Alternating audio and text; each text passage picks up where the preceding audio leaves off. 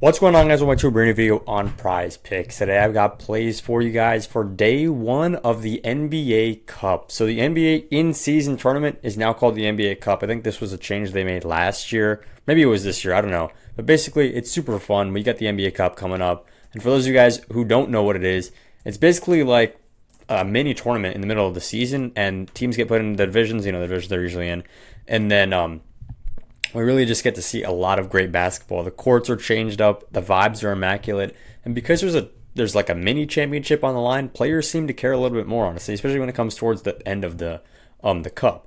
But anyways, this is day one of the NBA Cup, so lots going on. As you guys can see, you can click over here and see all the matchups. We've got a lot to get through. But first up, I want to say, drop a like on this video, and now let's move into the winnable. This is where I drop my free plays every single day. So if you want to get bonus free plays, hit the link up there at the top, winnable.com/bam, or just hit the first link in the description of this video. You guys can get on the free plan right here. Once you click subscribe, it'll ask you your name and your email, and you have just gotten into my free group where I send out a bunch of plays, NBA, NFL, college football, MLB for a couple more games. There's a lot to get through. And we do actually have an MLB game tonight. Halloween night MLB game with the Blue Jays. Got a chance to close it out. Those of you guys know I'm really locked into this MLB series, World Series. I mean, who wouldn't be locked in, right? So we're going to talk about that. But first up, let's start in the NBA. Let's head over to play number one. It's going to be Tyrese Maxey right here.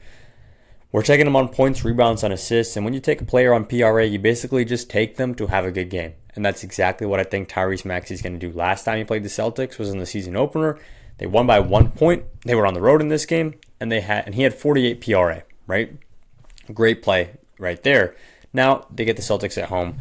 I think he's going to do absolutely great, right? So the Celtics are one of those teams where they're honestly kind of mid. It's hard to figure them out, right? Because their first 3 games, they looked absolutely terrible. 0-3. It looked like they were actually trying to tank so that when Jason Tatum come back, they could have a great first overall pick. Or not first overall, but they could have a great first round pick, and they could be great, right? That's what we thought when they lost their first 3 games in horrendous fashion. But then they've come back now, and I think they've won 2 games in a row. So pretty good stuff from the Celtics. I still think the Sixers are going to win this game. I don't think it's going to be all that close. I mean, it could be close. I think the Sixers are going to win pretty convincingly, though. So 2.5 is the spread. 234.5 is the total in this game. I think this one could be a higher scoring game.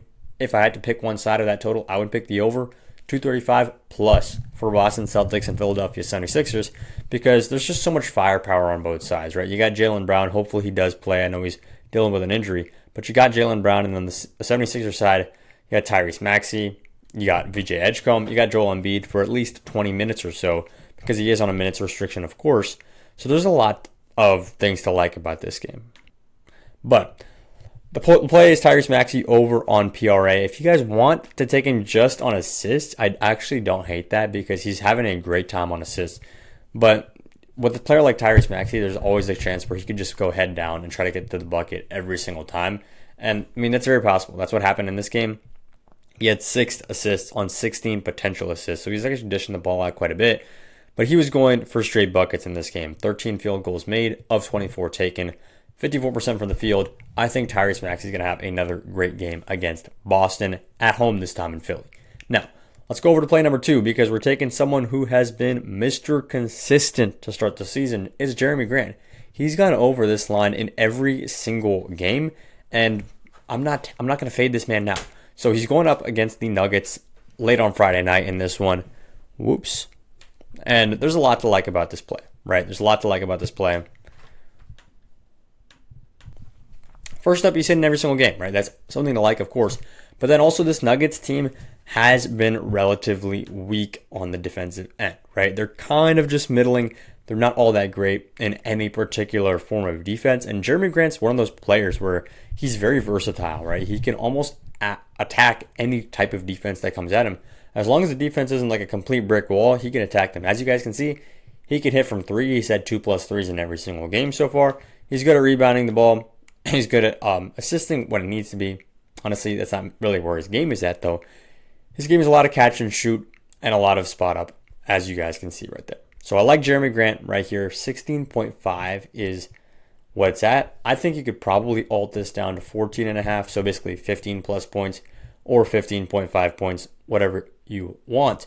But the lowest he's gotten was 17 against the Clippers. And I want you guys to notice he's playing quite a few minutes. 25 minutes, 28 minutes, 29 minutes, 28 minutes, 28 minutes. So he's playing basically 27 minutes a night.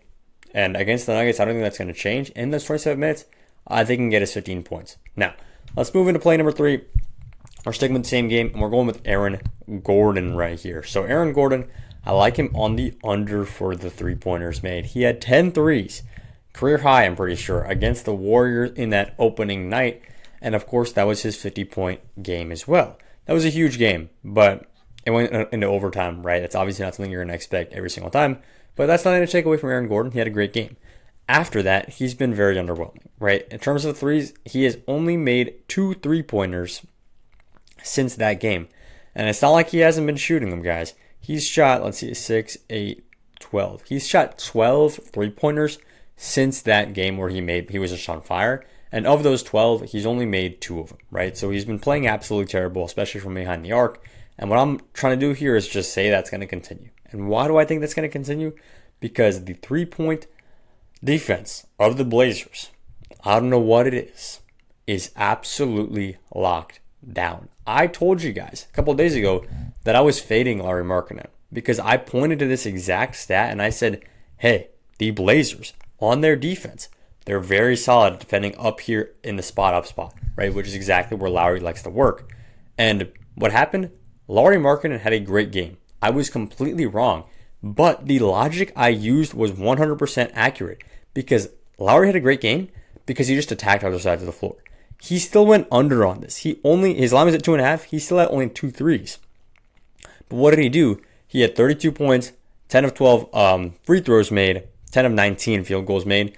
So he was really just attacking other parts of the floor. Aaron Gordon is not the kind of player to do that, right? He basically can dunk or he can shoot threes. You don't see Aaron Gordon working around the mid-range a lot. And honestly, cutting for a layup is probably the only other thing he can do. And all we're saying here is that Aaron Gordon is going to be more valuable to the Nuggets tonight as someone who can cut behind a defender's back and get to the rim than someone who can sit in the corner or sit above the break and shoot threes because the Trail Blazers do not like you shooting a 3 on them. That is the one thing they will try to stop you at all costs. They're not going to let you shoot threes. They're not going to let you make threes. They're going to be locked down up there, right? And if I want to say one guy on the Nuggets, I want to take them under on threes, I'm taking the guy who has gone 2 for 12 in his last 3 games for 3-pointers. So Aaron Gordon is my play. I like him on the under right here at 1.5 threes. Play number 4. We are rolling right through this video. If you know ball, you've heard this name. And if you don't know ball, just listen up. Make sure you remember this name. Tell your friends about it. Because if you know this guy, you're a certified ball knower. Cedric Coward right here. Draft pick of the Memphis Grizzlies. He's a rookie, of course. Insane story, right?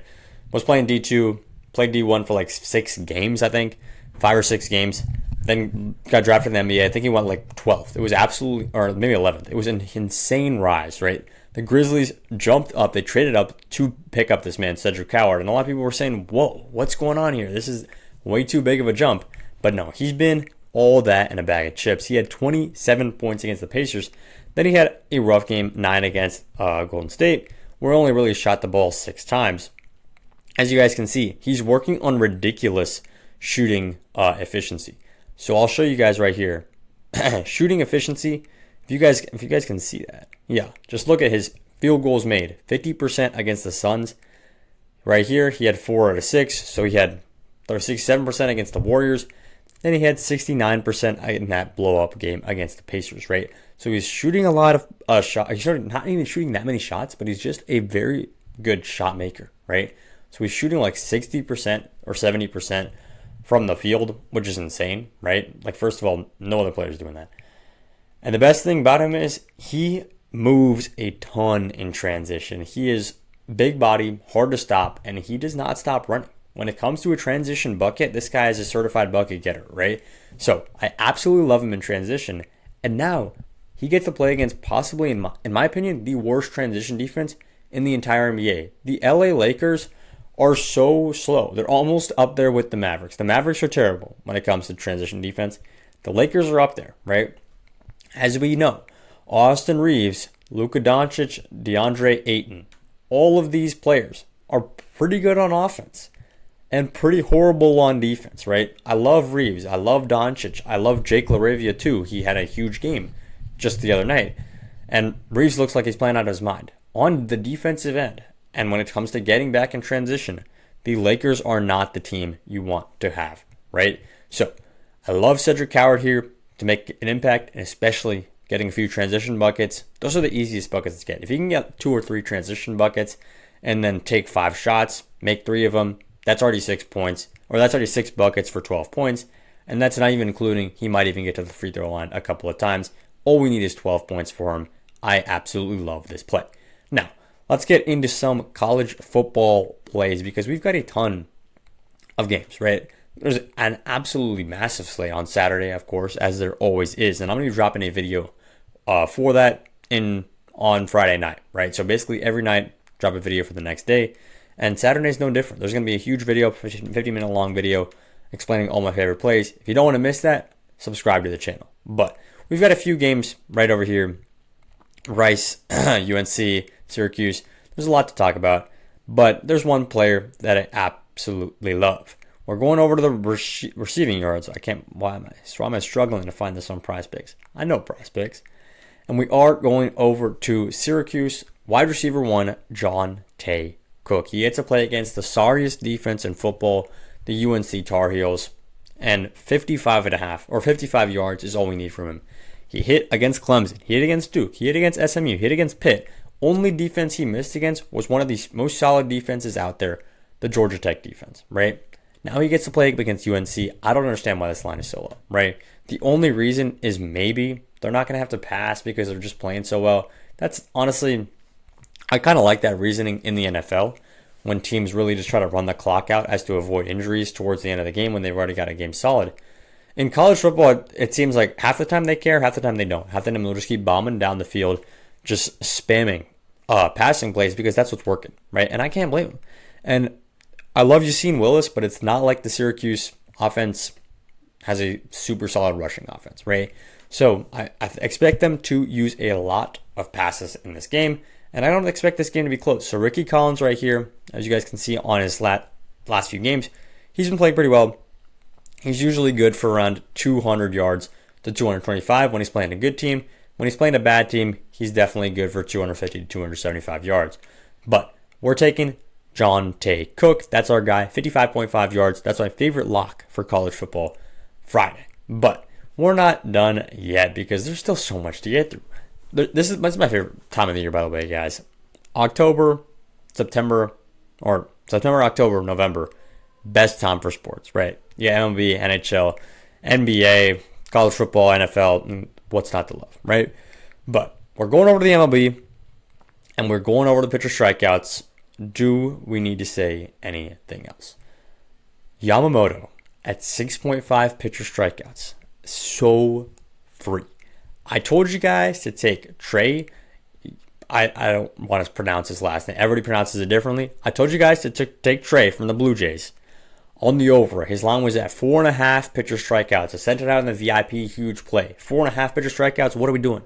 He had 10 strikeouts that game. We don't miss when it comes to these pitcher strikeouts. Now we get Yamamoto, the guy who just played arguably the best baseball game ever, right? In game 2 of the World Series, from a pitcher's perspective, of course. Had 8 strikeouts in that game. Pitched an absolutely beautiful game. And now we just need 7 from him in what's absolutely a must-win game for the Dodgers. I said that game 5 was must-win, and I felt like it was must-win. Game 6 is the definition of a must-win game. If they lose this, that's done. There's no other games, right? Game 5 wasn't must-win because now they're in a tough spot. They've got to win 2 in a row on the road to win the series, right? But I don't think this one's going to end in 6, guys. That's a little sprinkling of what I might take for the money line. I don't think this World Series is going to end in 6. With the amount of drama that we've had, the amount of storylines we've had, I think this one's going all the way to 7. I think it's going to be over not on Friday night, but on Saturday night, November 1, MLB World Series Game 7 in Toronto. Dodgers visiting. I think that's the way it's going to end.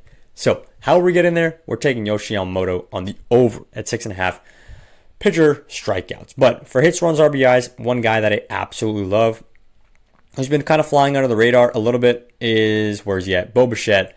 But yeah, there's a ton of plays. There's a ton of plays that I like. Bo Bichette, I would say he's been flying under the radar because of, I mean, I guess he's been consistent in terms of hitting this, but like if you look before that, not that great, right? So it's kind of a hit or miss spot. And it might be weird to take a pitcher strikeouts play and a hits, runs, RBIs plays, but that's a little bit of hedging, right? I don't want to take these two in a parlay together. I want to take one on a straight play. I want to take another one on a straight play. You got to be smart about correlation and about how that's affecting your slips. And that's the kind of thing on the VIP we dive deeper into. But I've talked enough on this video, guys. Make sure you guys are tuned in to the Winnable because I'm dropping a free play. I don't know whether that's going to be MLB, CFB, NBA, but it will be a great play. And that's all I got for the video. I'll catch you guys in the next one. Have a great day.